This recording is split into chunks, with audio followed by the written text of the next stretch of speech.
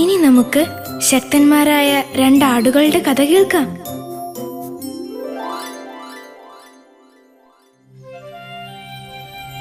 ദൂരെ ഒരു കാട്ടിൽ അഗാധമായൊരു കൊക്കയുണ്ടായിരുന്നു.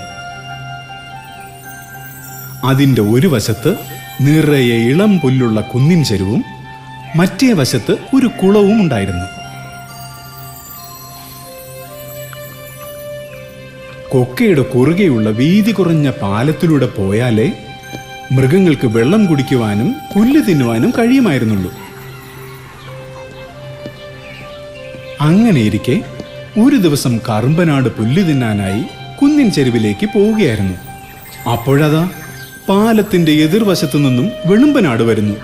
രണ്ടുപേരും പാലത്തിൽ കയറി നടക്കുവാനും തുടങ്ങി. വെളുമ്പ, രണ്ടുപേർക്കും ഒരുമിച്ച് പാലത്തിലൂടെ നടക്കാൻ കഴിയില്ല എന്നറിയില്ലേ? വേഗം പുറകോട്ട് ചെന്ന് മാറി നിൽക്ക്, എനിക്ക് പുല്ല് തിന്നാൻ പോകണം. എടാ കറുമ്പ, ഞാൻ ദാഹിച്ചിട്ട് വരികയാണ്, എനിക്ക് വെള്ളം കുടിക്കണം. ഞാൻ പോയതിന് ശേഷം നീ പോയാൽ മതി.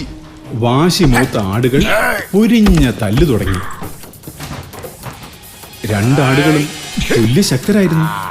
പരസ്പരം വിട്ടുകൊടുക്കാതെ കുറേ നേരം കൊത്തിയും തൊഴിച്ചും അവർ മത്സരിച്ചു. ഒടുവിൽ രണ്ടുപേർക്കും ജയിക്കാനാവില്ലെന്ന് ബോധ്യമായി. ചങ്ങാതി, നാം തുല്യ ശക്തരാണ്. ഇങ്ങനെ കലകിച്ചു കൊണ്ടിരുന്നാൽ എന്റെ വിശപ്പും മാറില്ല, നിന്റെ ദാഹവും മാറില്ല. അതുകൊണ്ട് ഞാൻ മാറി നിൽക്കാം.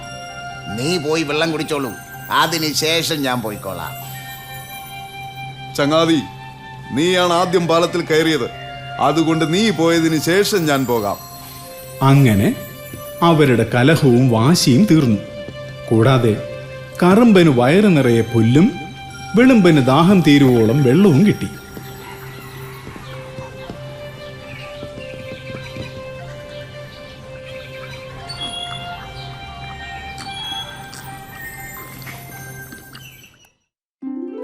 വാശി മൂത്ത് അടിപിടി കൂടിയ ആടുകൾ അല്പം ക്ഷമ കാണിച്ചപ്പോൾ പ്രശ്നം തീർന്നത് കണ്ടില്ലേ?